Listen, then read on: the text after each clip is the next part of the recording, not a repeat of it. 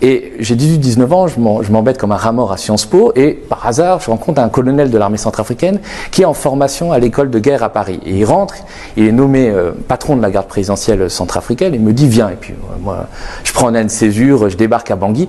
Faut imaginer ce que c'était la Centrafrique dans les années 2008-2009. C'était une sorte de Jurassic Park de la colonisation, où il y avait un président qui était Bozizé, qui était mis en place par la France, qui était complètement fou allié, et puis il y avait les militaires français qui se prenaient pour les maîtres du pays, il y avait des Français qui trafiquaient des diamants, qui faisaient des business pas tout à fait licites, et je voyais ce pays-là qui était complètement encore colonisé, qu'on disait indépendant, mais qui était complètement dominé par la France. Je vous prends un exemple simple. Quand il y avait un vol par semaine Air France qui arrivait à Bangui et qui repartait sur Paris.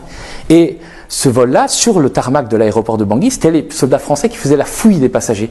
Imaginez si, demain, à l'aéroport de Charles de Gaulle, sur les vols en partance pour la Centrafrique, l'armée centrafricaine venait fouiller les passagers. Bon, il y aurait un tollé. Et moi, en tant que Français, ça a commencé par me choquer. J'ai vu des choses...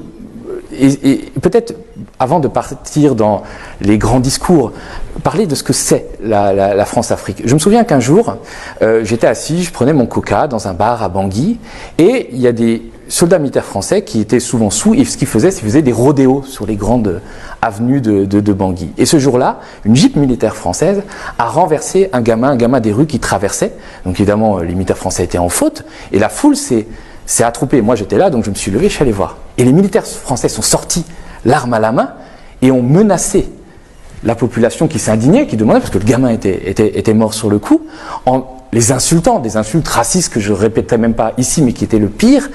Et moi, je suis arrivé, je dis, mais attendez les gars, c'est pas normal. Et quand ils m'ont vu, étant donné que j'étais blanc, ils ont commencé un peu à baisser de ton et à être moins agressifs.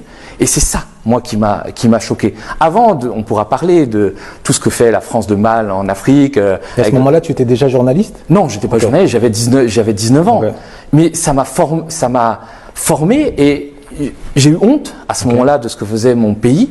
Et pendant des années, je me suis cherché, j'ai fini Sciences Po, j'ai écrit des romans, j'ai été haut fonctionnaire. Et puis petit à petit, je me suis dit, le journalisme, c'était quand même la façon la plus noble et la plus juste de porter la plume de la plaie, comme dirait Albert Londres, et aussi de raconter ces relations entre la France et l'Afrique, ces relations empreintes de domination néocoloniale, qui étaient peu ou mal racontées dans les médias mainstream français.